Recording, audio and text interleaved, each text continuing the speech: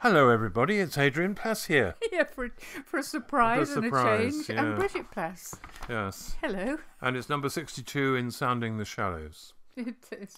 It is. Can't believe it's 62. I know. We say that every time. But I anyway, know we do. there we are, We 62. do. Things are still going backwards and forwards a bit, aren't they? I mean, in our area, numbers of COVID infections seem to be going up a bit. In other places, they're going down. We hear good news, we hear bad news. But we're still kind of basking in the glory of the Olympics medals and the stars, because we did get quite into that, didn't we, watching it? It's an odd atmosphere at the moment because I think there's a sort of feeling that it's kind of sort of beginning to be over. But as you say, the numbers of infections go up. But I mean, hopefully we're not going to see the same number of people in those appalling situations of dying in such agony, and I know that probably is still going to happen, but we can only hope and pray that it does begin to ease, and our hearts still break for those who've suffered through this and lost. Of course they do. Awful. And I mean, last week we were talking, weren't we, about the pressures. Well, I think we were talking about the Olympics again, actually, but about the pressure and the stress that comes into coping with very difficult situations. And that's what you've just described, really, for many people. They don't probably realise. I don't think many of us quite realise how much pressure we've been under, and the level of stress that's been involved in coping in our own way with this long haul, really, which is. And I mean, we had a few emails, didn't we, about the business of the need for a sabbatical. And one of them wasn't perhaps exactly that, but she said she was thinking about how our hearts remain where we started. She was talking, wasn't she, about how sometimes we go back to somewhere that was familiar and comfortable and unpressured.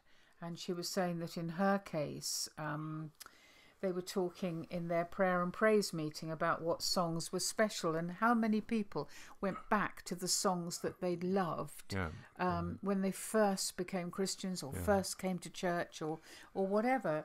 And I thought that was really interesting, actually, that it's almost like going home. Yeah, it is.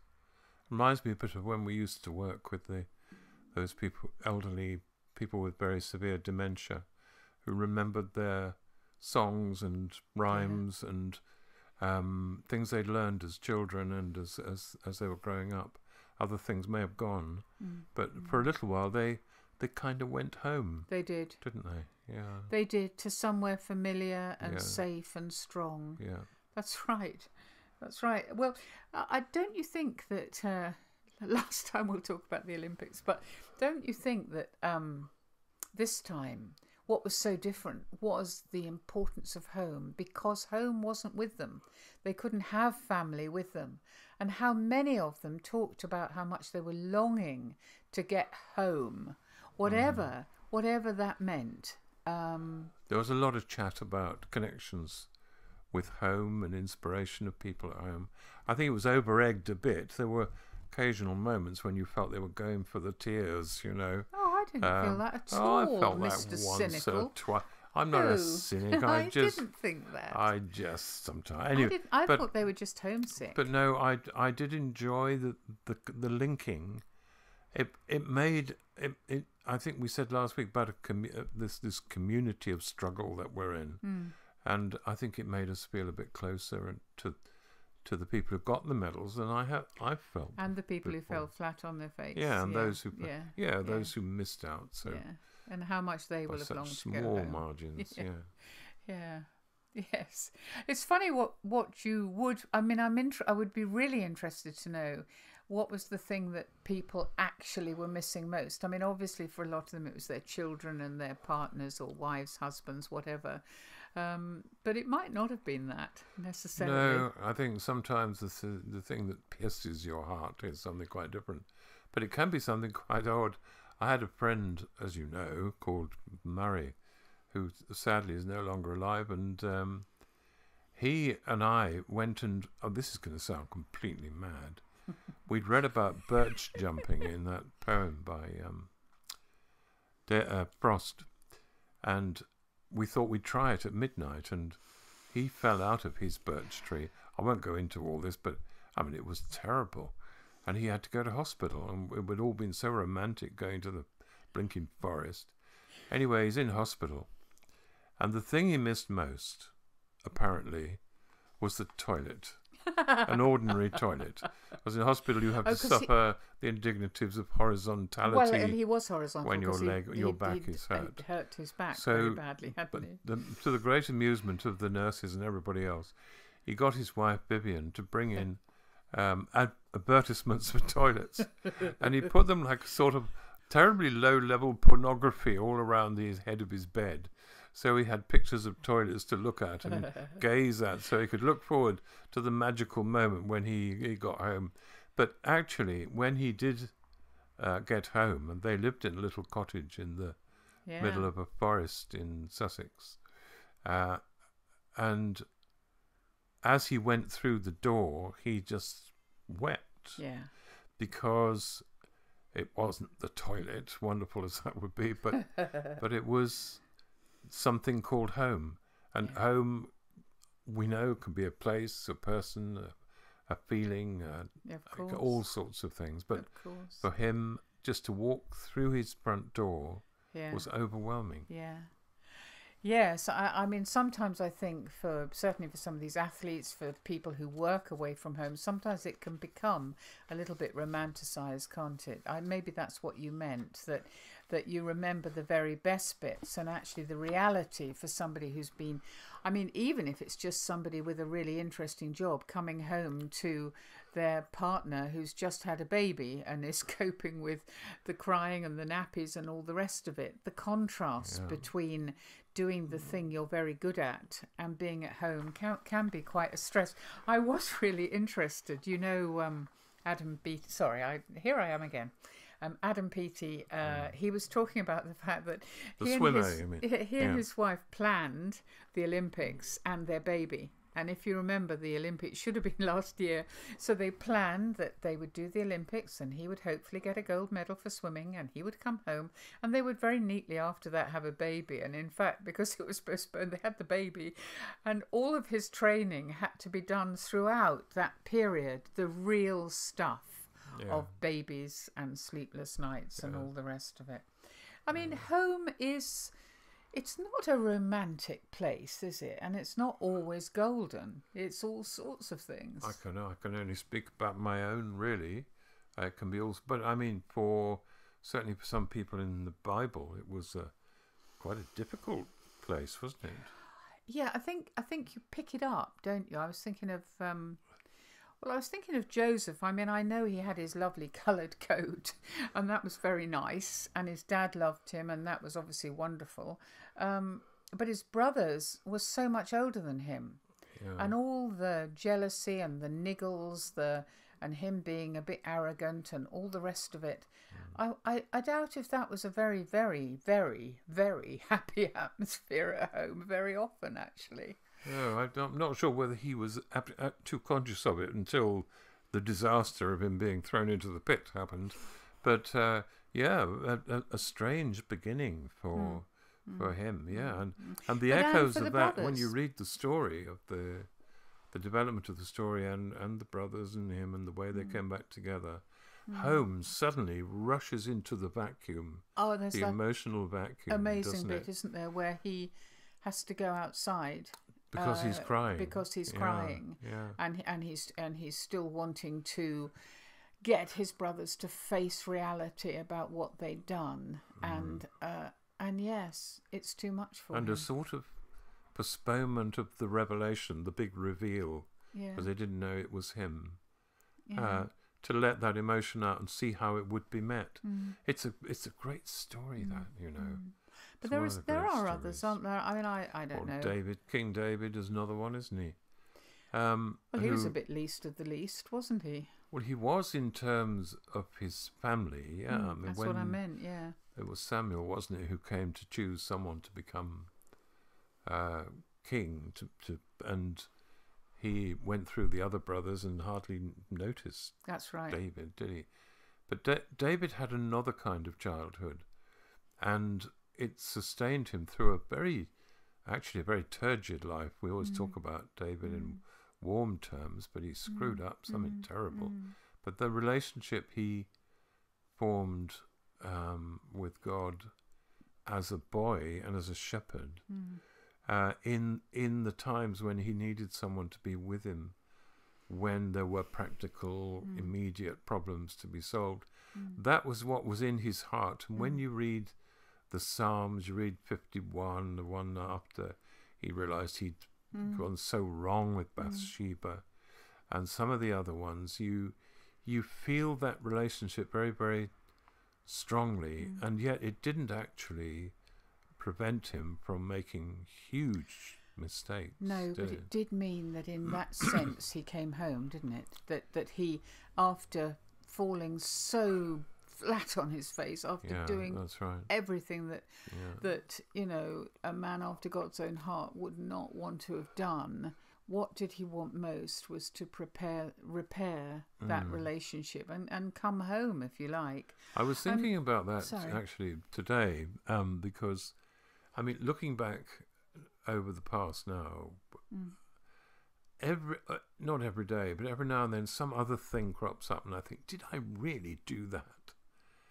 Did I really say that? Did I really think that? And I'm talking about 70. Well, I didn't do much when I was 2. Had your birthday. But but the reality of the dialogue between God and people in the New Testament and the Old Testament is so different from now, where we say we thought maybe possibly the Lord said, and maybe all this stuff. And I imagine the actual dialogue with God, where he says to me, Adrian, I just want to talk to you about what happened last week. Not in some vague religious way, and not in an accusing or bullying way, but saying, I want you to remember how it started, how you and I felt. And let's try and get back to that and re-establish it. And it's kind of warming, but also quite alarming, the thought of the real nature of that kind of encounter. That kind of relationship. I mean, your ideal is that, in fact, that's more or less what you were saying, Adrian, that the ideal home is a place where the best and the worst can happen.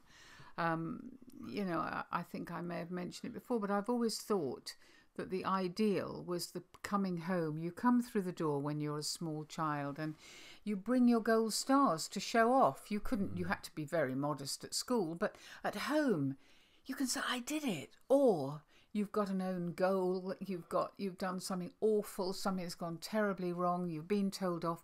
Ideally, that's the place where you come through the door and you burst into tears.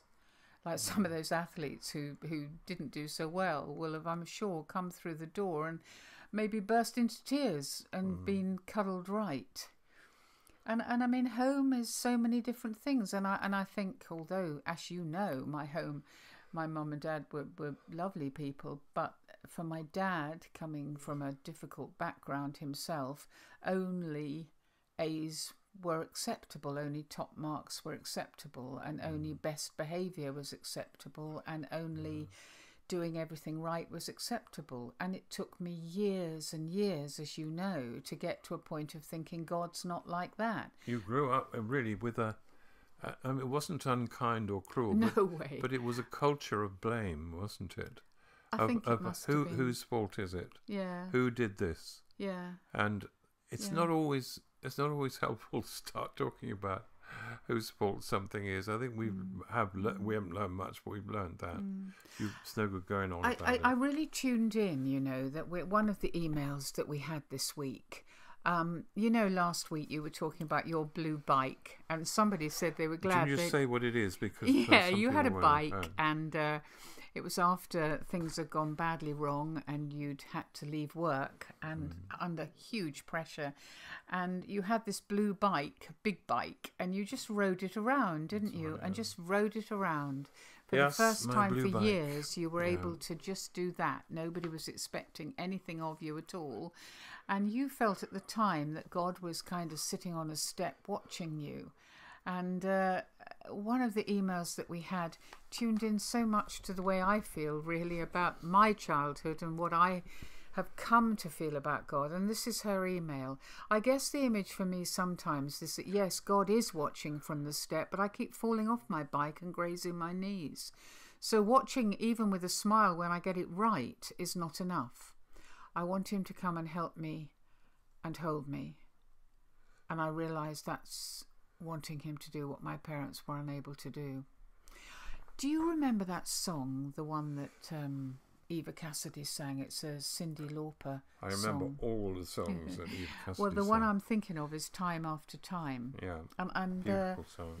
and I went and just looked for the words of it because I was trying to remember. To me, there's a part of this song that fits in exactly with this feeling of God picking us up. I won't read all of it at all. I went and found it quickly, but the first bit I felt is often how I feel about God. Lying in my bed, I hear the clock tick and think of you, caught up in circles. Confusion is nothing new. But it's not just that, it's this bit. Sometimes you picture me, and I know this isn't about God, but this is how I feel Doesn't about matter, God. doesn't matter. Sometimes you picture me. I'm walking too far ahead. You're calling to me. I can't hear what you said. And then you say, go slow. I fall behind, the second hand unwinds. If you're lost, you will find me. If I'm lost, you will find me, time after time. And it's as though God is saying this: if you fall, I will catch you.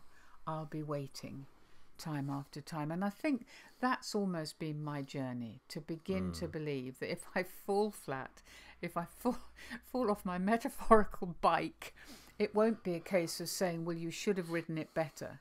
It will be a case of saying, I'll patch your knees up and I'll pick you up and you can start again. Yeah. Well, that's a good place to go back to, isn't it? I mean, for a lot of people, it's not even as easy as that, is it? Because of the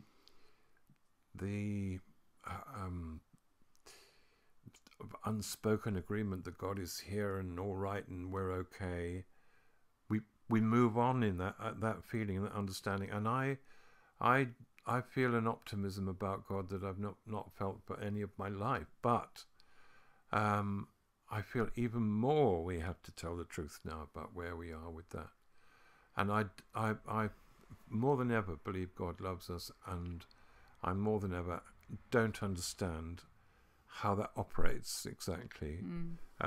But this idea of a God who is still for us despite and because time after time is something that I think I learned from your mother, actually, as much as anything. Yeah, Somebody she was very good at that, wasn't she? who never continued. I mean, she may have got cross. In fact, I know she did, but she didn't judge, did she? Never. She was the sort of person who you could go and confess the most appalling thing to, and you knew she might not approve, but she would pick you up again. She would pick you up time after time. And I think that is, I mean, as you know, I go bleat on about it endlessly, with a bit in Hebrews or wherever it is about the great high priest, which says that what you should feel is confidence. Yeah. You should feel confident about going to him and saying, I've screwed up, it's gone wrong, like David had to in the end. And can we start again? Can we go back to where we were before? And can we make it like home again? Yeah. Can we tidy up, get something nice to eat, sit down together? Just have a chat. We were thinking a little bit about Jesus. We haven't got time to say much about that, but we don't know much about Jesus as a child. We know that his mother got very upset because he went off to the temple and they found him there. And well, actually, that's about the only thing we do know. How can you treat us like this? And, but it about his early childhood, because there's all these pictures of him standing by his father in the carpenter shop. We don't actually know. Well, we know he was there, And we know that after that incident, he did what he was told. Yeah, that's true. What is it, the Bible? Well, He was subject to them. yeah. He obviously thought, I should do the right thing by these parents of mine. Yeah. And I do often think of Joseph in the carpenter shop, looking at Jesus working with a bit of wood or doing something, and thinking, what is this? Yeah. What have I got myself into? Yeah. What is this boy? Mm. And you wonder, don't you, what the effect of Jesus' childhood was. But we do know that from the cross, Jesus looked at his mum and said, I'm going to sort your life on earth out. Yeah. I've got a home for you with John. John, she's living with you now. Yeah. She's in your home. So I reckon she did good by him. Oh, of course. And he loved her. And for him, that was one of his homes. And the other was somewhere we might possibly see one day. You never know. Yeah. Anyway, there we are. I hope you're having a lovely time at home. Yeah, and Wherever that is. we still love hearing from you. Yeah. So speak to you next week. Bye-bye. Bye-bye.